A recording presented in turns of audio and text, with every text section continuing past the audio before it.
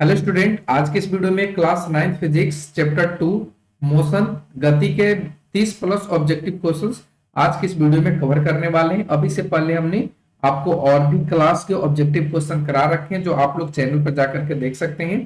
Class 10 से related भी हमने वीडियो पढ़ा रखा है जो आप लोगों को चैनल पर प्लेलिस्ट के रूप में मिल जाएगा। क्लास 9 से रिलेटेड जैसे कि फिजिक्स, केमिस्ट्री, बायोलॉजी, इसके साथ साथ सोशल साइंस और हिंदी के जो सारे सब्जेक्ट है उन सभी का क्वेश्चन आंसर भी हमने करा रखा है, तो आप लोग जाकर के उन्हें देख सकते हैं। अगर आप लोग चैनल पे नए तो चैनल को सब्सक्राइब कर लीजिएगा। इसी तरीके का वीडियो का नोटिफिकेशन आपको समय समय पर मिलते रहेगा।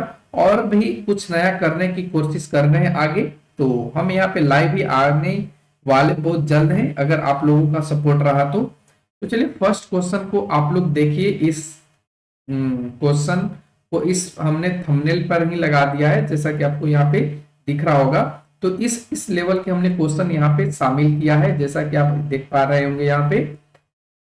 ये इसका लेवल कुछ अलग ही है, आप जब देखेंगे तो इसमें हमने न्यूमेरिकल क्वेश्चंस को भी ऐड कर दिया है जो बहुत ज्यादा आपके लिए इंपॉर्टेंट बन जाएगा। ठीक है, तो हमने यहाँ पे सारे क्वेश्चंस को इंपॉर्टेंट के रूप में यहाँ पे लिया है। तो चलिए फर्स्ट क्वेश्चन आपके स्क्रीन पर आता है, आप लोग सोल्व करने की कोशिश कीजिए। जिसमें आपसे पूछा गया है कि बंदूक से छोड़ी गई गोली किस गति का उदाहरण है। आप लोगों को फटाफट से बताना है कि जब बंदूक से हम गोली छोड़ते हैं तो ये किस गति के फॉर्म में या किस गति के रूप में एक गमन करता है। ऑप्शन दिया गया है वृत्तीय गति, ऑप्शन बी में दोलनी गति, ऑप्शन सी में आवर्त गति और ऑप्शन डी में रैखिक गति। हम यहाँ पे थोड़ा सा हिंट्स देना चाहेंगे कि ये आपके पास यदि बंदूक की नली है तो जब इससे गोली को छोड़ा जाता है तो ये गोली क्या करता है, सीधी रेखा में गमन करती है। और सीधी रेखा में गमन करने के कारण ये कौन सा गति का उदाहरण बन जाएगा, ये रैखिक गति का उदाहरण बन जाएगा। तो इसलिए आपका ऑप्शन डी बिल्कुल यहां से सही होगा। तो आप ऑप्शन डी को सही कर लेंगे। अब बढ़ते क्वेश्चन नंबर नेक्स्ट पे, क्वेश्चन नंबर 2, जिसमें पूछा गया है कि निश्चित दिशा में किसी वस्तु द्वारा तय की गई दूरी को क्या कहते हैं। तो आप बताइए फटाफट से। कोई निश्चित दिशा में, यानी कहने का मतलब निश्चित दिशा का मतलब होता है जैसे कोई व्यक्ति कहा कि पूरब में 5 किलोमीटर चला, तो ये एक निश्चित दिशा हो गया। कौन सी दिशा? पूरब। कितना डिस्टेंस? 5 किलोमीटर। तो जब निश्चित दिशा में कोई भी वस्तु द्वारा तय की गई जो दूरी होता है, क्या उसे वेग कहा जाता है, दूरी कहा जाता है, विस्थापन कहा जाता है या चाल कहा जाता है। तो इसका राइट आंसर क्या होगा? विस्थापन होगा। इंग्लिश में इसको डिस्प्लेसमेंट बोलते हैं। क्या बोलते हैं इसको? डिस्प्लेसमेंट बोलते हैं। ठीक है, तो ऑप्शन सी बिल्कुल यहां से सही होगा। अब आते हैं क्वेश्चन नंबर 3 पे, जिसमें पूछा गया है कि जिस राशि को पूर्ण रूप से व्यक्त करने के लिए केवल परिमाण की आवश्यकता हो उसे क्या कहते हैं। ठीक है, केवल परिमाण की बात किया गया है।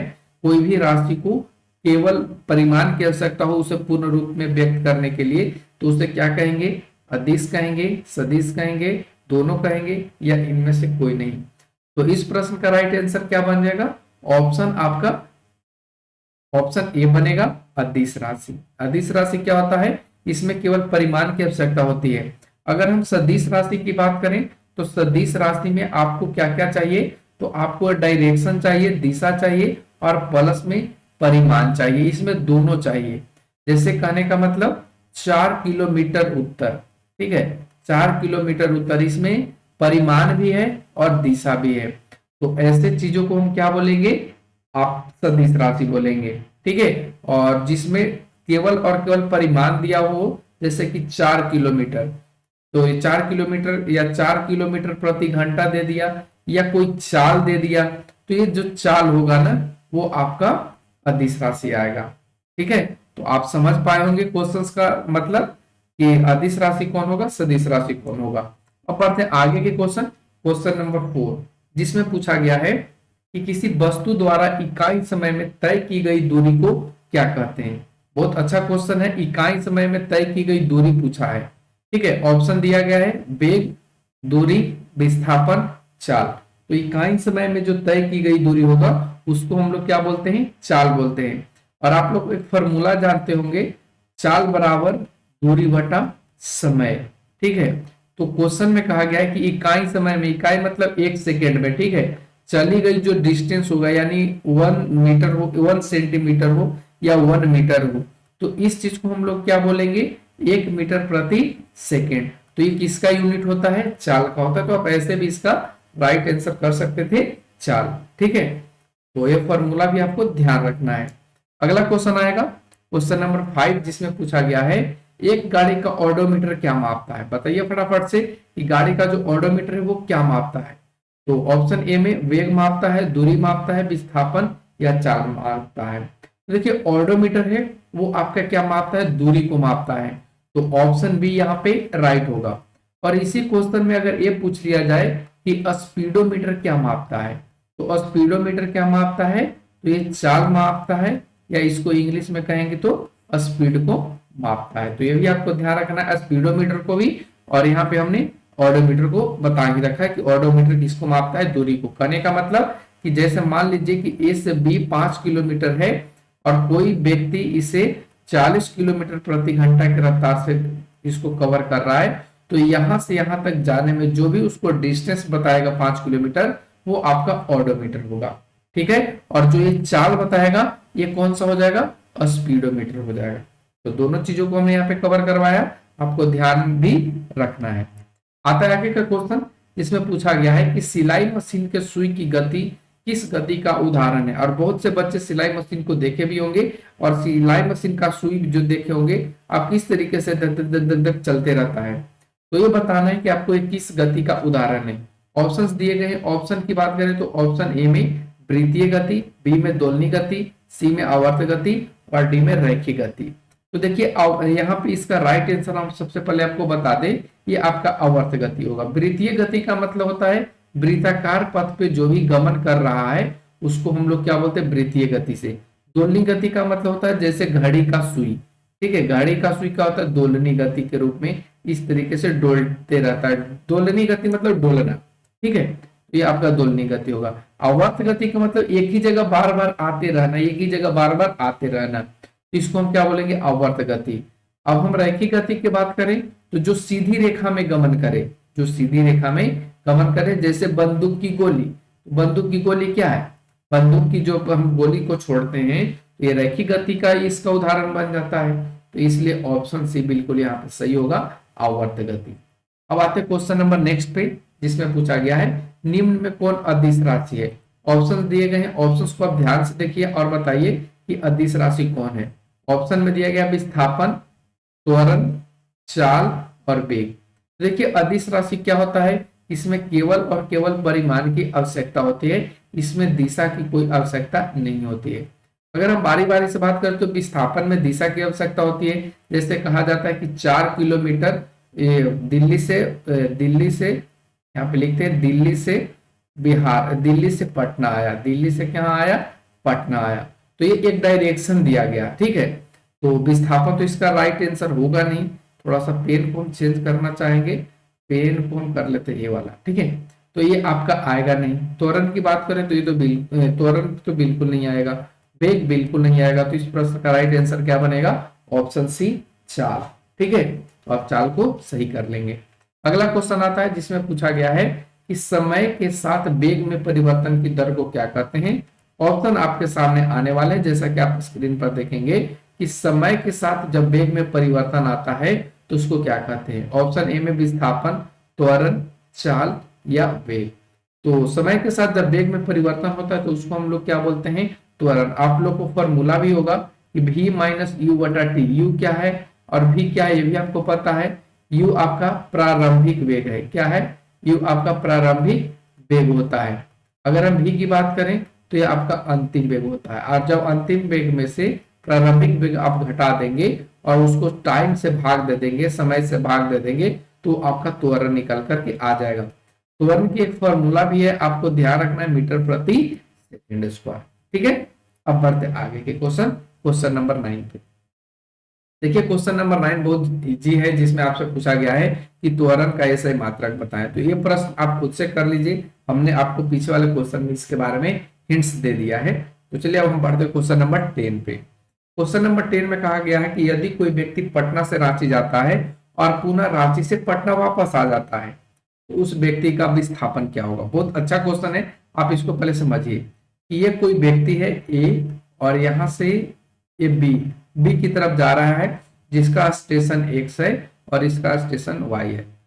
ठीक है, तो एक्स स्टेशन से वाई स्टेशन जाने के लिए क्या करता है, वो कवर जाने के लिए यहां से चल देता है बंदा, और फिर क्या करता है कि यहां से यहां चलने के लिए फिर वो एक टाइम में, एक शाम में या कभी भी वो चलना शुरू कर देता है। तो इस कंडीशन में आपको बताना है कि जो यहां से यहां गया और फिर यहां से यहां आया, तो अब इसका विस्थापन क्या हुआ। तो इस कंडीशन में हमने आपको पढ़ा रखा है कि इस कंडीशन में जो विस्थापन होगा वो शून्य होगा। तो ऑप्शंस में आइए, ऑप्शन में आपका फर्स्ट ऑप्शन ही मिल गया, ऑप्शन ए शून्य होगा। ठीक है, तो आप ध्यान रख लीजिएगा, बाकी का यहाँ पे तो कोई काम है ही नहीं। तो अब बढ़ते हैं आगे के क्वेश्चन, क्वेश्चन नंबर 11 पे, जिसमें पूछा गया है कि एक समान त्वरित गति के लिए औसत वेग क्या होता है। तो फॉर्मूला आपके सामने है। जब एक समान यहाँ पे बात किया गया त्वरित गति के लिए औसत वेग, तो औसत बराबर ही आप लोगों को पता होगा, औसत का मतलब ही होता है जो भी आपका पास क्वांटिटी है और उसकी जो ही संख्या उससे अगर आप भाग दे देंगे तो ये आपका औसत निकल करके आ जाएगा। तो ऐसा देखने में आपका सिर्फ एक ही चीज दिख रहा है, option C u plus v बटा 2। तो ध्यान रखना है आपको u प्लस v बटा 2 को। अगला क्वेश्चन में पूछा गया है कि वेग समय ग्राफ से निम्न में से किसे प्राप्त किया जा सकता है। तो देखिए आपके सामने स्क्रीन पर है, वेग समय ग्राफ से आप किसको किसको ज्ञात कर सकते हैं, त्वरण को कर सकते हैं, विस्थापन को कर सकते हैं, चाल को कर सकते हैं, या त्वरण और विस्थापन दोनों को कर सकते हैं। तो देखिए वेग समय ग्राफ से हम दोनों चीजों को कवर करते हैं, एक तो आपका त्वरण और विस्थापन है। ठीक है, एक तो आपका त्वरण है ही और सेकंड उसके साथ विस्थापन है। तो अब आते हैं आगे के क्वेश्चन, क्वेश्चन नंबर 13, जिसमें पूछा गया है कि एक कार की चाल 10 सेकंड में 20 किलोमीटर प्रति घंटा से 50 किलोमीटर प्रति घंटा हो जाती है, तो कार का त्वरण क्या है। बहुत अच्छा क्वेश्चन है, आप इसको ध्यान दीजिएगा। ये 20 से कितना हो रहा है 50, बढ़ा कितना है 30। ठीक है, अब ये 30 को आपको क्या करना है, मीटर प्रति सेकंड में चेंज कर देना है। ये तो किलोमीटर में आया, तो जब मीटर प्रति सेकंड में चेंज करेंगे तो 5/18 से भाग लगा देंगे। अब जब 5/18 से बात करें तो ये कितना आ जाएगा, 6 पर यहाँ पे 15 दूना 30। अच्छा त्वरण कहा गया है ना, तो त्वरण त्वरण इस क्वेश्चन इसमें नहीं बनेगा, त्वरण ये निकालना है। तो ये बराबर v माइनस यू बटा टी होता है। तो v का मान कितना है 50, u का मान 20 है और t का मान 10 है। जब इसको घटाएंगे तो 30/10, ये तो कैंसिल होएगा t। अब यहाँ पे एक चीज और क्वेश्चन में कहा गया है कि एक किलोमीटर है, इस सेकंड है, तो हमको इसको मीटर में निकालना पड़ेगा। तो मीटर में निकालने के लिए क्या करना पड़ेगा, तो 5/18 से भाग देना पड़ेगा। तो जब 5/18 से भाग देंगे तो ऊपर वाला कितना हो जाएगा 48/18, और जब आप इसको भाग दे देंगे तो 24 दूना 48 और 9 दूना 18, यानी 24/9 आ जाएगा। अब ऑप्शंस के अकॉर्डिंग आप इसका मान लीजिए। अच्छा हमने कहीं पे गलती कर दिया मेरे भाई। अच्छा अच्छा अच्छा अच्छा, ठीक है ठीक है, यहाँ पे 3×6=18 यहाँ पे होगा ना, देखो 3×6=18 हो जाएगा। देखो मेरे भाई यहाँ पे हमने गलती कर दिया है, फिर से एक बार आपको रिपीट करके फटाक से और समझा देते हैं। कैसे समझाना है तो एक बार देख लीजिए, बहुत इजी कंसेप्ट है यहाँ पे कि a बराबर v माइनस यू बटा टी। v है 50 माइनस का 20 बटा टाइम 10 सेकेंड। ठीक है, अब यहाँ से काटा कुटी करेंगे तो ये 30/10 आ जाएगा। अब ये दोनों तो कट गया, कितना आ गया 3। अब इसको आपको क्या करना है, मीटर प्रति सेकंड में 5/18 से चेंज करना है, 5×6=18। ये कितना आ गया 5/6। और जब 6 को आप 5 से भाग लगाएंगे तो पहले तो आपको एक लड्डू बैठाना होगा और यहाँ पे 6×5=30, 6×8=48 करना होगा 20। अब यहाँ पे 6×3 ये तो 8 आ गया ना, तो 6×3=18 यानी 0.83 आने वाला है। तो ये ऑप्शन आपका डी यहाँ से सही होगा। अब आते हैं आगे के क्वेश्चन, क्वेश्चन नंबर 24, जिसमें पूछा गया है कि यदि किसी वस्तु द्वारा तय की गई दूरी समय के वर्ग के कर्मानुपाती होती है तो यह कहा जाता है। क्या इसको कहेंगे, क्या ये वस्तु शून्य वेग से चलती हुई प्रतीत होगी, क्या ये अचर चाल से चल रही प्रतीत होगी, वस्तु का त्वरण अचर होगा यानी कांस्टेंट होगा, या वस्तु का वेग एक समान होगा। तो इस प्रश्न का सही आंसर क्या बन जाएगा, इस प्रश्न का आंसर यही बनेगा कि इस समय जो वस्तु का जो त्वरण है ए का वैल्यू है वो कांस्टेंट रहने वाला है। क्या रहने वाला है, कांस्टेंट रहने वाला है। तो आप ध्यान रखेंगे ऑप्शन सी को। अगला क्वेश्चन आता है यदि किसी वस्तु की गति जिसका चाल समय ग्राफ समय अक्ष के समांतर है, तो क्या ये एक सरल रेखा में होगा या कोई और भी कंडीशन में होगा। तो देखिए आपके सामने स्क्रीन पर एक चीज खुल करके आ रहा है कि एक समांतर एक सरल रेखा में हो तो उसकी चाल क्या एक समान चाल से गतिशील होगी या स्थिर रहेगी, असमान चाल से गतिशील होगी या इनमें से सभी।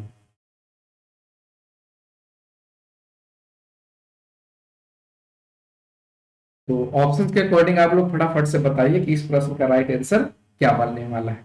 तो इस प्रश्न का जो आंसर बनेगा वो यही बनेगा कि वस्तु एक समान चाल से वो क्या करेगा, यहां से वो गति करते हुए रहेगा, आगे की तरफ गतिशील रहेगा। तो इसलिए ऑप्शन ए बिल्कुल यहां से सही बनने वाला है। अगला क्वेश्चन आता है कि 7 सेंटीमीटर त्रिज्या के एक वृत्त पर कोई वस्तु 4 मीटर प्रति सेकंड एक सेकंड की एक समान चाल से चलती है, तो एक चक्कर पूरा करने में उसको कितना समय लग जाता है। तो अच्छा क्वेश्चन है, पहले हम आपको समझा देते हैं। जिसमें त्रिज्या दिया है आर, तो आर बराबर हम 7 लिखेंगे। कोई वस्तु 4 मीटर प्रति सेकंड की चाल से चलती है, यानी यू बराबर 4 मीटर प्रति सेकंड स्क्वायर, और आपसे पूछा गया कितना चक्कर लेगा। तो सबसे पहले ये जो वृत्ताकार पथ पे चल रहा है ना, तो इसको निकालना पड़ेगा, क्या इसका परिमाप। तो वृत्त का परिमाप क्या होता है 2 पाई आर। प्रयास करेंगे तो 2 22/7, आर का मान कितना है 7 है, तो 7 से 7 खत्म, और 22 दूना 44, यानी इसका जो एरिया निकल करके आया वो कितना आया 44। ठीक है, और यहाँ पे एक चीज तो हमने यहाँ पे 44 कर लिया। अब क्वेश्चन में पूछा गया कि एक चक्कर पूरा करने में उसको कितना होगा, यानी एक बार चक्कर पूरा करेगा तो कितना लगेगा, तो उसको 44 लगेगा। 44 क्या इसका परिमाप 44। ठीक है, अब क्वेश्चन में समय की बात करेंगे, तो समय बराबर क्या होता है स्पीड बराबर डिस्टेंस बटा टाइम होता है। फॉर्मूला तो आप लोग जानते ही हैं। स्पीड बराबर क्या होता है स्पीड बराबर डिस्टेंस बटा टाइम। अब यहाँ से स्पीड यहाँ पे निकल गया है कितना 44। टाइम कितना यहाँ से पूछा है कि कितने समय में, तो ये कितने समय में एक चक्कर में किया। देखो अगर हम टाइम निकालें तो एक चक्कर में ये कितना निकाला 22। तो जब हम इसको डिवाइड कर लेंगे, ठीक है, तो ये कितना आ जाएगा 11 सेकेंड। इस प्रश्न का राइट आंसर क्या बन जाएगा 11 सेकेंड। अगला क्वेश्चन, कोई पिंड एक समान वेग से गतिशील है तो इसका त्वरण क्या होगा। जब एक समान वेग से एक समान त्वरण से कोई भी पिंड क्या होता है गतिमान रहता है, तो इस कंडीशन में हम कहेंगे, ठीक है, इस कंडीशन में कहेंगे कि उसका जो चाल होगा ना, उसका जो त्वरण होगा वो क्या हो जाएगा निगेटिव हो जाएगा। क्या हो जाएगा निगेटिव नहीं, शून्य बन जाएगा, उसमें कोई चेंजिंग।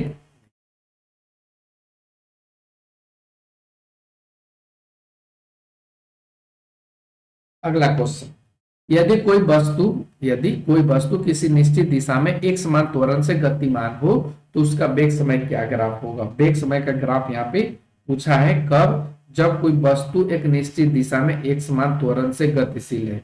जब एक समान त्वरण से गतिशील होगा तो ऑप्शंस के अकॉर्डिंग इसका राइट आंसर क्या बन जाएगा, तो ऑप्शन ए होगा। क्यों हम ऐसा करें कि ऑप्शन ए होगा, तो आप लोग देखिए कि वो एक समान त्वरण से गतिशील घट बढ़ नहीं रहा है, तो इस कंडीशन से उसका जो वेग समय ग्राफ होगा वो सरल रेखा के जैसा होगा। अगला क्वेश्चन आता है जिसमें पूछा गया है कि यदि एक सरल रेखा में 20 मीटर प्रति सेकंड की चाल से गतिशील किसी वस्तु का त्वरण इतना मीटर प्रति सेकंड स्क्वायर है, तो 2 सेकंड बाद उसकी चाल कितनी हो जाएगी। यानी यहाँ पे स्पीड पूछा गया है। ठीक है, तो कैसे निकलेगा आप देखिए यहाँ पे एक सरल रेखा में, तो इसके लिए आप एक फॉर्मूला को ध्यान में रखिए। फॉर्मूला कौन सा था, तो फॉर्मूला आप जनरली कोई भी लगा सकते हैं। तो पहले सबसे पहले हम बिना फॉर्मूला से सोल्व करते हैं। यदि एक सरल रेखा में इतना चाल से, यानी u बराबर कितना चला 20 मीटर प्रति सेकंड चला, त्वरण कितना हो गया तो 4 मीटर प्रति सेकंड स्क्वायर हो गया, टाइम कितना हो गया तो 2 सेकंड हो गया। तो आप कोई से भी निकाल दीजिए, आपको इजी पड़ेगा। तो आप लोग त्वरण बराबर क्या जानते हैं v माइनस यू बटा 2, और यहाँ पे v का मान कितना आ जाएगा 4, सॉरी a का मान कितना आ जाएगा 4, v का मान तो कुछ है नहीं तो निकालना ही है v का मान, और u का मान दिया है 20, और बटा में यहाँ पे कितना दिया टाइम में 2 सेकेंड। ठीक है, तो हम जब इसको करेंगे तो v माइनस 20 बराबर 4 दूनी 8, इसलिए v बराबर क्या हो जाएगा 8 प्लस 20 यानी कि 28। तो आप लोग ये समझ पाए होंगे क्वेश्चंस को, और ऑप्शंस में भी आपको यही देखने को मिलेगा, ऑप्शन बी, ऑप्शन डी। ठीक है, क्या होगा ऑप्शन डी हो जाएगा 28 मीटर प्रति सेकेंड। नेक्स्ट क्वेश्चन आता है 20 नंबर, जिसमें पूछा गया है कि एक वस्तु को 14 मीटर प्रति सेकेंड की चाल से ऊपर फेंका जाता है और यह 10 मीटर ऊपर गया और उच्चतम बिंदु तक पहुंचने के लिए वस्तु द्वारा लिया गया समय कितना है। अच्छा क्वेश्चन है, आप लोग इसको ध्यान रखिएगा। एक कोई जरूरी नहीं है कि 9th क्लास से रिलेटेड, तो 9th क्लास वालों को ही है। आप कंपटीशन गाइड कंपटीशन क्लास में भी जाकर के ये सारे चीज सीखते होंगे। तो चलिए हम सबसे पहले हम यहाँ पे बात कर लें कि क्या क्या एक चीज दिया है। तो आप फॉर्मूला सबसे पहले आपको याद होना चाहिए, ये जो v बराबर होता है, हम u लिख दिए, v बराबर u प्लस 80। हम लोग यही फॉर्मूला से इस क्वेश्चन को सोल्व करने की कोशिश करते हैं। तो देखिए जब फेंका जाएगा तो v तो 0 होगा, u तो यहाँ पे 14 हो जाएगा, और a का मतलब आप यहाँ पे g मान लीजिए, क्योंकि गुरुत्वीय त्वरण a भी है और गुरुत्वीय त्वरण a भी बनता है। ठीक है, तो इस कंडीशन में हम g का मान यहाँ पे कितना लेंगे, तो g का मान 9.8 भी ले लेंगे तो कोई दिक्कत नहीं है, ऐसे 10 भी ले सकते हैं, कोई दिक्कत नहीं है। तो g का मान हम लिखेंगे 9.8, और ये माइनस में होगा क्योंकि ये नीचे से ऊपर जा रहा है, तो इस वजह से इसके सामने क्या लग जाएगा, माइनस लग जाएगा। और फॉर्मूला को बैठा लीजिए, फॉर्मूला क्या था, तो v बराबर u प्लस 80। तो v का मान तो यहाँ पे 0 आ गया, u का मान कितना दिया 14, a का मान यहाँ पे अभी हमने निकाला था।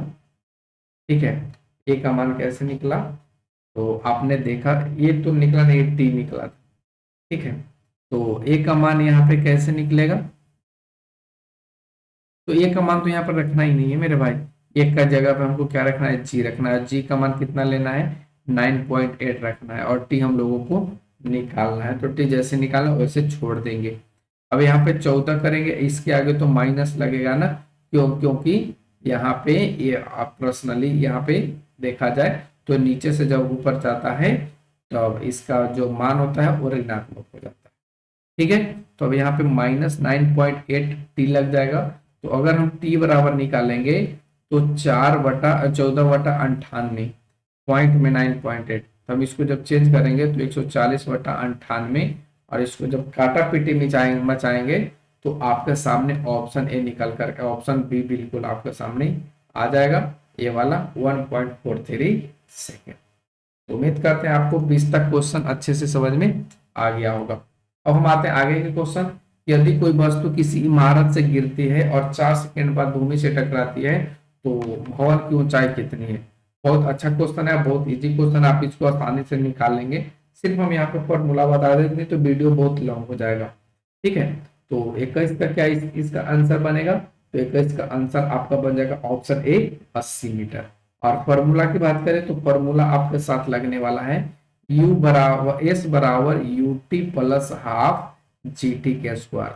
GT का मान कितना यहाँ पे दिया है 10 दिया है, तो आप इस चीज को भी ध्यान रखेंगे। अगला क्वेश्चन आता है 22 नंबर, जिसमें कहा गया है कि एक गेंद को 49 मीटर प्रति सेकंड के वेग से लंबवत ऊपर की ओर फेंका जाता है तो मैक्सिमम ऊंचाई कितना होगा। तो अभी हमने आपको यहाँ पे क्वेश्चन बताया था, तो आप इसी तरीके से उसको भी आप निकाल सकते हैं। तो इस प्रश्न का राइट आंसर कौन सा बन जाएगा, 22 के ऑप्शन ए 122.5 मीटर। ठीक है, ये आपका आंसर बन जाएगा। अगला क्वेश्चन आता है 23 नंबर, जिसमें पूछा गया है कि एक कार का ऑडोमीटर यात्रा के शुरू में 2000 किलोमीटर और यात्रा के अंत में 2500 किलोमीटर दर्शाता है, तो 5 घंटे में कार की औसत चाल मीटर प्रति सेकंड में कितनी होगी। तो देखिए सबसे पहले आप यहाँ पे देख लीजिए कि आपको दिया कितना है, तो आपने यहाँ पे 2500 किलोमीटर कवर किया है। ठीक है, यात्रा के अंत में, और उससे पहले आपने 2000 किया था, यानी अब बचा कितना है रिमेनिंग, तो ये 500 क्या है किलोमीटर है, और 500 किलोमीटर को 5 से अगर हम डिवाइड कर दें तो ये 100 किलोमीटर प्रति घंटा आ जाएगा। अब क्वेश्चन ने पूछा है कि इसका मीटर प्रति सेकंड में क्या होगा, तो आप यहाँ पे देख पाएंगे 20 25, हाँ 100 25 500, तो इसको हम जब चेंज करेंगे 100 को 5/18 से, तो आप देखिए 50/9, 9×5 = 25, 250/9। अब जब इसको काटा कुटी करेंगे तो आपके पास ऑप्शन बी निकल करके आ जाएगा। ऑप्शन बी आप यहाँ पे देख लीजिए एक बार, तो ये आपका सही आंसर बन जाएगा। हमने जो भी क्वेश्चन करा उसका सही आंसर करने की कोशिश की है, तो ऑप्शन बी बिल्कुल सही होगा। अब आते हैं क्वेश्चन नंबर 24 पे, जिसमें कहा गया कि 1 सेकंड में होने वाले विस्थापन के परिमाण को क्या कहा जाता है। तो 1 सेकंड में जो विस्थापन की मांग है, यानी विस्थापन के परिमाण की मांग है, तो इस कंडीशन में हम कहेंगे, ठीक है, इस कंडीशन में हम क्या कहेंगे कि इन ऑप्शंस को अच्छे से देखिए और इसका सही आंसर करने की कोशिश कीजिए। तो इस प्रश्न का सही आंसर क्या हो जाएगा, ऑप्शन सी 4, ठीक है। अब आते हैं क्वेश्चन नंबर 25 पे, जिसमें कहा गया है कि यदि u और v प्रारंभिक और अंतिम वेग है और s समय t में तय की गई दूरी को निम्न में क्या करेंगे। यानी यहाँ पे तीनों को चारों को रिलेट करना है।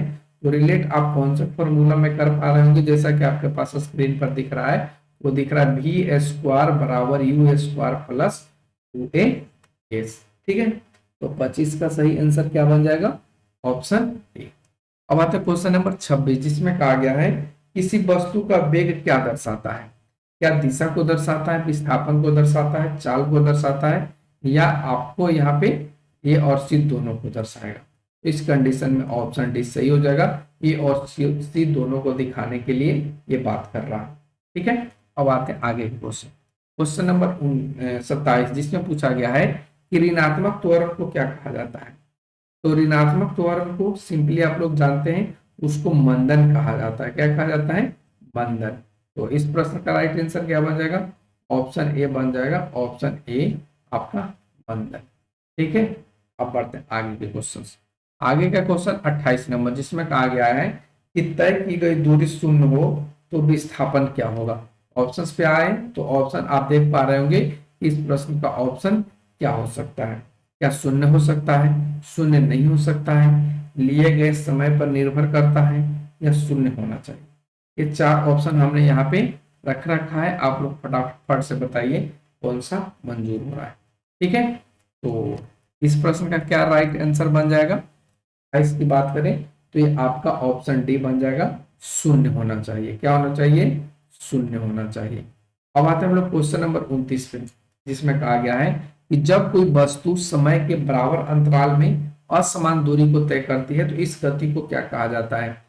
क्या इसे एक समान कहा जाता है, रैखिक कहा जाता है, असमान कहा जाता है, या वृत्तीय कहा जाता है। तो इस प्रश्न का राइट आंसर क्या हो जाएगा, असमान। जैसे कहने का मतलब यहाँ पे गया, फिर यहाँ पे रुक गया, फिर यहाँ से स्पीड पकड़ा और फिर इस जगह पे आकर स्टॉप हो गया। तो इससे अच्छा है कि हम लोग अपने आप को, या अपने आप नहीं, ऐसे जो गति है उसका नाम रखेंगे असमान गति, ठीक है। तो ऑप्शन सी बिल्कुल यहाँ से सही होने वाला है। अब आते हैं क्वेश्चन नंबर 30 पे, जिसमें पूछा गया है किसी खास दिशा में गतिमान वस्तु की चाल के लिए वैज्ञानिक शब्द कौन सा है। तो आप देख पाएंगे समय है, त्वरण है, वेग है, या गति है। तो इस प्रश्न का राइट आंसर क्या बनेगा कि किसी खास दिशा में कोई बच्चा ट्रेवल कर रहा है या खुद गाड़ी के साथ आगे की तरफ भाग रहा है, तो ऐसे चीजों को हम बोलते हैं वेग। तो ऑप्शन सी यहाँ पे सही हो जाएगा।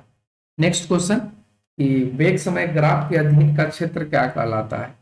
क्या वो वेग कहलाता है, विस्थापन कहलाता है, बल कहलाता है, या त्वरण कहलाता है। तो इस प्रश्न का सही जवाब ये होगा कि इस कंडीशन को हम विस्थापन के नाम से जानते हैं, ऑप्शन, ठीक है। तो ऑप्शन बी सही कर लेंगे आप लोग यहाँ पे। क्वेश्चन नंबर 32, जिसमें पूछा गया है कि निम्न में से कौन सा गति समय संबंध का समीकरण है। तो ऑप्शंस आपके सामने हैं, और एक प्रश्न को हम यहाँ पे घर पे बनाने के लिए HW देते हैं आप लोगों को, आप लोग इसे घर पे बनाइए और इसका उत्तर कमेंट में करने की कोशिश कीजिए। तो आज के लिए बस इतना ही। Thanks for watching, take care, bye bye.